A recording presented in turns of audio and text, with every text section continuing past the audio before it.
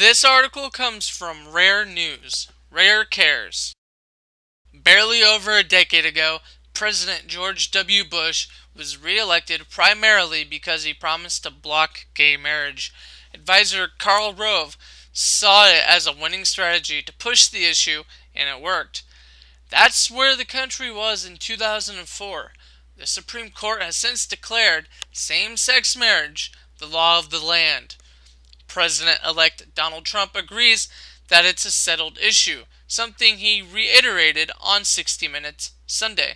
Trump also praised the LGBT community at the Republican convention. He raised the conservative audience for cheering for his embracing of gay Americans. Gay libertarian billionaire and Trump supporter Peter Thiel essentially did the same thing in Cleveland. I am proud to be gay. I am proud to be gay. I am proud to be a Republican. But most of all, I am proud to be an American. Of course, this is just rhetoric. The president-elect is reportedly considering an openly gay man as UN ambassador. It's also Trump who says many things, many of them contradictory. One of the many reasons I opposed him through the election. But this shift in the GOP and on the right is still significant in ways those still upset by the election results might not be appreciating. The American conservatives, Rod Dreher, who has opposed same-sex marriage, says that Trump has actually helped to consolidate gay rights as a national political consensus. Liberals who call Donald Trump anti-gay are doing it only out of reflex, not out of any thoughtful consideration of who the man is and his record, such as it is.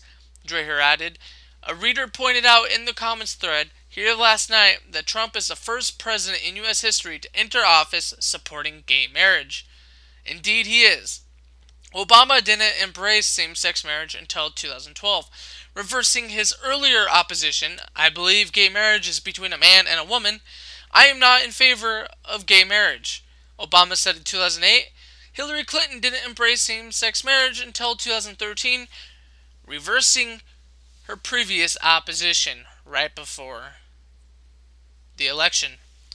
Top national Democrat leaders only truly became pro-gay in the way most progressives might expect in the last 4 years. That would mean, by default and ideologically, Republicans would be the party that would be an obstacle to any social progress on this front. Republicans would be the anti-gay party, to be crass. Now they're simply not, at least with Trump at the helm. That constant and expected political roadblock is essentially gone. Call me optimistic, but whatever social conservative Mike Pence thinks about the gay community is unlikely to trump his boss's New York values. Cato's Walter Olson makes a similar prediction at the New York Post. I was not a Trump backer in the last week's election, but you don't have to support him to see the pattern, Olson observed. Since he began testing the political waters in the 1980s, he has repeatedly and visibly distanced himself from the rut much of the GOP was mired on its set of issues. Exploring a number of times, Trump has come down on the pro-gay side of a controversy, long before the reality TV star thought about running for president. This is something new for Republicans. I remember being irritated with the Bush-Cheney campaign strategy in 2004 as a pro-gay marriage conservative who was vocally opposed to the Iraq War, the Patriot Act, and so much else of that administration's entire war on terror narrative. It bothered me in the first place that most Republicans were so wrong-headed about gay issues, but perhaps even more that Bush's horrible record would get passed due to this insane distraction.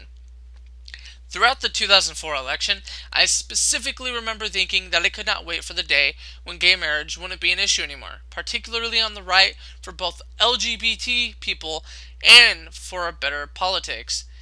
That day is here, and you don't have to like Donald Trump to see the silver lining.